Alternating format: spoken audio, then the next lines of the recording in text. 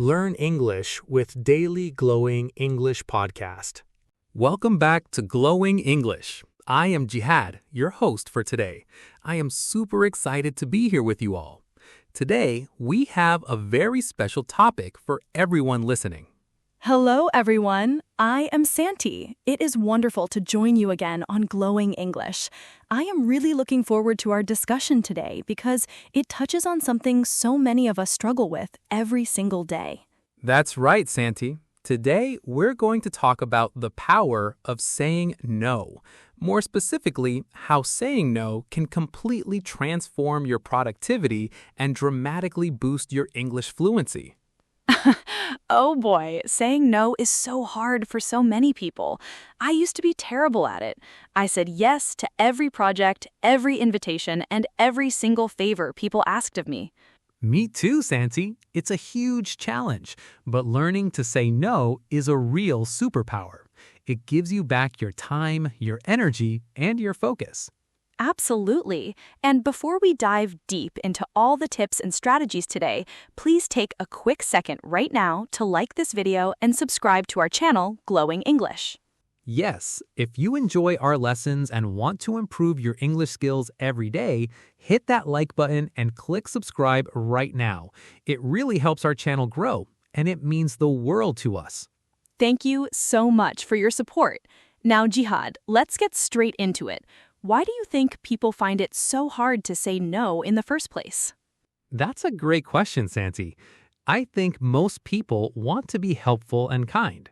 We don't want to let others down. We fear that if we say no, people will think we're rude or lazy. Yes, that fear is so real. In many cultures, saying no directly feels almost disrespectful. So we end up saying yes, even when our schedules are completely full. Exactly. But what happens when you say yes to everything? You take on too many tasks. You get overwhelmed. You feel stressed out. And in the end, the quality of your work drops significantly. That is so true. When you say yes to something unimportant, you're actually saying no to something important. You're saying no to your own goals, your health, and your study time. That's a powerful way to look at it, Santi. When you say yes to distraction, you say no to your success. That brings us right to productivity.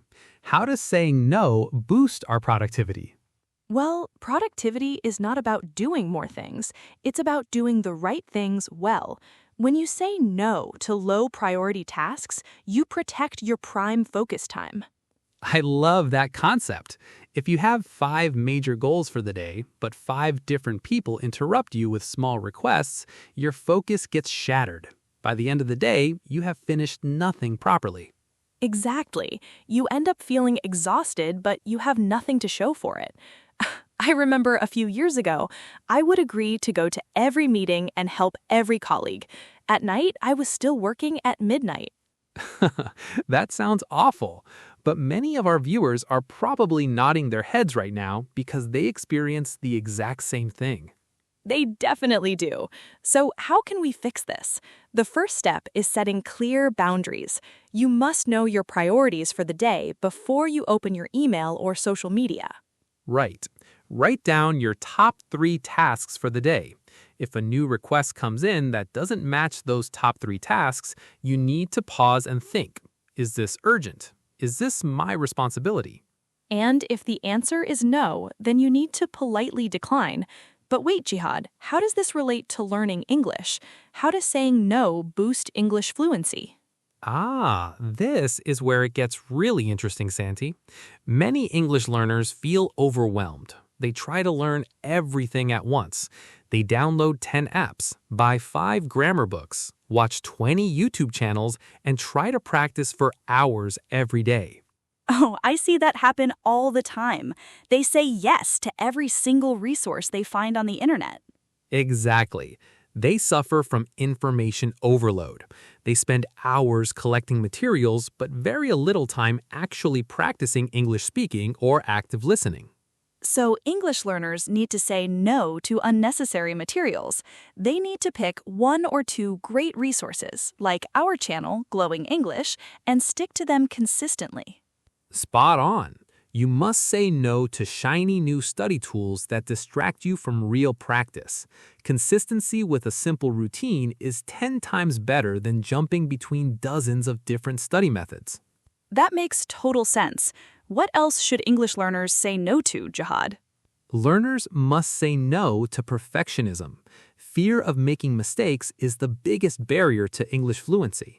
Oh, absolutely. So many students stay quiet during English conversations because they're afraid of using the wrong tense or pronouncing a word incorrectly. Yes, when you try to be perfect, you hesitate. You overthink every single word in your head. That completely kills your fluency and your confidence. Smiles. So when you say no to perfectionism, you free yourself to make mistakes. And making mistakes is the only way to actually learn and improve. Precisely. Mistakes are proof that you're trying. Every time you speak and make a mistake, your brain learns something new. Say no to fear and say yes to communication. That is such inspiring advice. What about translating in your head? Should learners say no to that as well? Yes, absolutely. Saying no to mental translation is huge for fluency.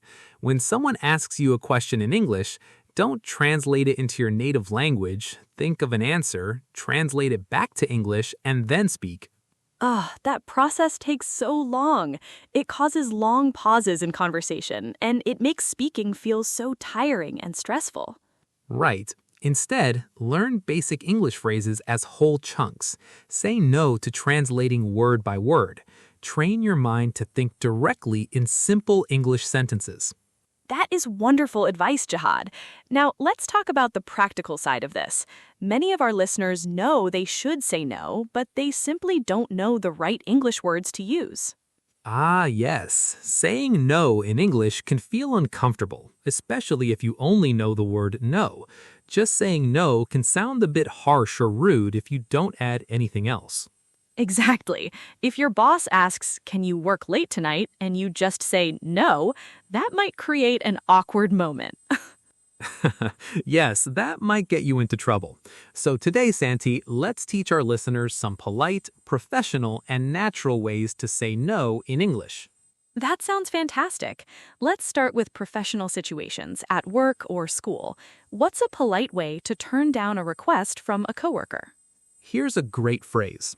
I would love to help, but I'm currently focusing on a tight deadline. Simple, clear, and very polite. I love that phrase. Let's break it down. I would love to help shows that you have good intentions, but I'm currently focusing on a tight deadline gives a clear, valid reason without sounding negative. Exactly. Let's give another example for the workplace. You can say, "Thank you for thinking of me, but my schedule is completely full right now." That is so professional. Thank you for thinking of me makes the other person feel respected. Then, my schedule is completely full right now clearly sets your boundary. Right. What about when someone asks you to join a new project, but you simply don't have the energy or time?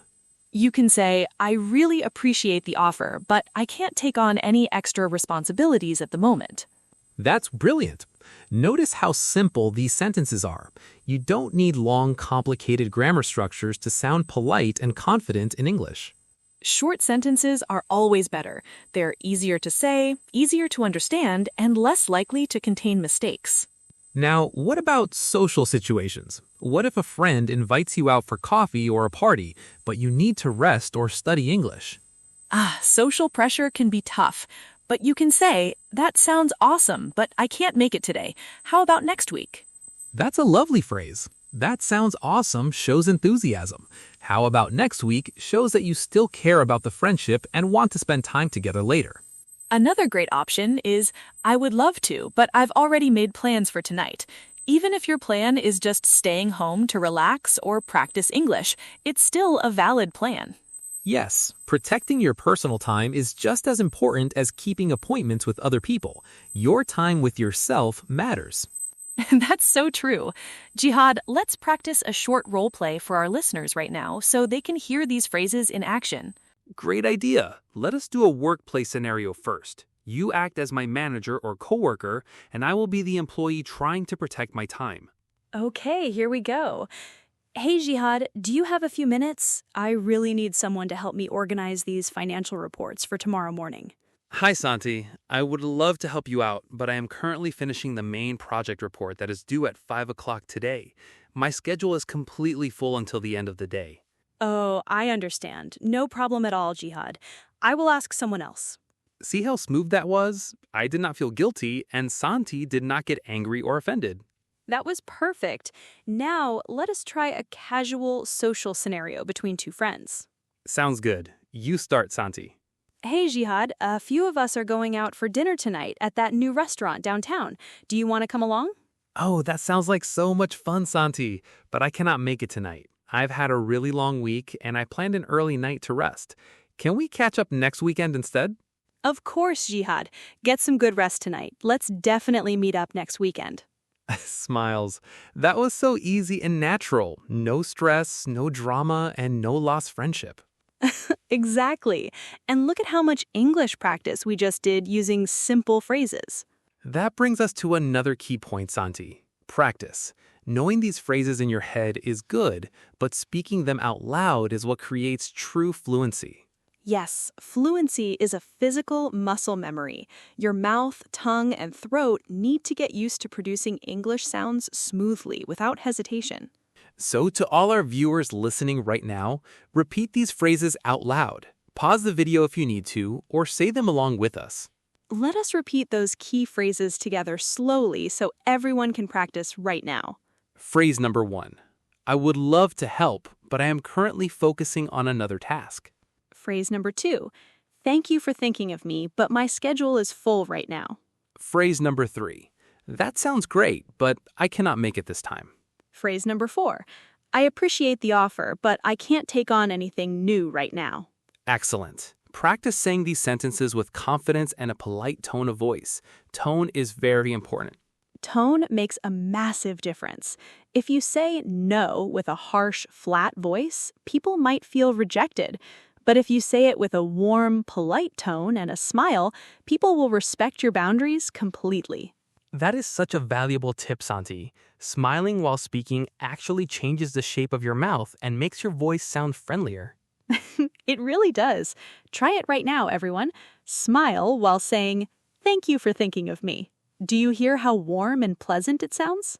It sounds amazing. Now, let's connect this back to overall productivity and routine building for language learners. Yes. How can our listeners use the power of saying no to build a daily English habit? Well, building a habit requires time. Most people say, I don't have time to learn English. I'm too busy with work, family, and chores. But the truth is, we all have 24 hours in a day. It's not about lacking time, it's about how we spend our time. Exactly. If you track your day, you might find that you spend 2 hours scrolling through social media, 1 hour watching random television shows, or 40 minutes worrying about things you can't control. Guilty as charged. Social media can steal so much of our precious time without us even realizing it. So if you say no to 30 minutes of mindless social media scrolling every day, you instantly create 30 minutes of dedicated English study time. Wow, that's 30 minutes every single day. Over a year, that adds up to over 180 hours of focused English practice. Think about how much your English fluency will improve after 180 hours of continuous focused practice. You'll be a completely different speaker. Incredible. Small daily actions lead to massive long-term results. Absolutely. But to protect those 30 minutes every day, you must say no to distractions. Put your phone in another room. Turn off notifications. Tell your family or roommates, this is my English focus time for the next 30 minutes. Setting boundaries with the people around you is so important. Let them know that your personal growth matters to you. Yes, when people see that you take your goals seriously, they will begin to respect your time and your boundaries even more. Now, Jihad, what should someone do if they feel guilty after saying no? That guilt can be very strong, especially for beginners. That's very natural, Santi. Guilt happens because we care about others. But remember this key saying no to others means saying yes to yourself. Smiles. I love that reminder. You can't pour from an empty cup. If you burn yourself out trying to satisfy everyone else, you'll have no energy left for your own life, your goals, or your language learning. Exactly. Self-care and personal development aren't selfish. Taking care of your time and your growth allows you to be a happier, healthier, and more effective person for everyone around you. That's such a wise thought, Santi. When you improve your English fluency and boost your productivity, you create better opportunities for your career, your family, and your future. Precisely. So every time you feel guilty about saying no to an unnecessary request, remind yourself of your big picture goals. Why are you learning English? What kind of life do you want to build? That long-term vision gives you the strength to stand firm and say no with confidence. Smiles. Let us summarize the key takeaways from today's discussion for our wonderful audience on Glowing English. Yes, let's do a quick recap. Point number 1, saying no protects your energy, time, and productivity.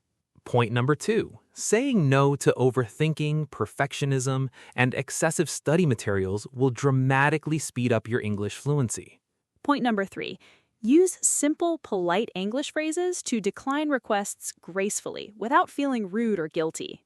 Point number 4, say no to daily distractions like mindless social media scrolling and reinvest that time into your English learning routine. And point number 5, remember that setting boundaries is an act of self-respect that ultimately helps you achieve your biggest dreams. Enthusiastic! What a powerful journey we have shared today. We hope this lesson gives you the confidence to start saying no to distractions and yes to your success. Absolutely.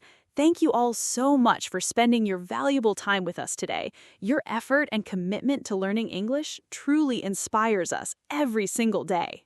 Before you go, please remember to subscribe to our channel, Glowing English, if you haven't already. Click that subscribe button and tap the bell icon so you never miss any of our upcoming lessons. Yes, and don't forget to visit our channel page, Glowing English, to explore all of our videos, grammar guides, and speaking practice sessions. We have so much helpful content waiting for you. Leave a comment down below and tell us what is one thing you're going to say no to this week to boost your English productivity. We would love to read your answers and reply to them. Smiles. Keep practicing, keep building your confidence, and keep glowing in your English journey. Goodbye, everyone, and see you in the next lesson on Glowing English. Bye-bye. Take care.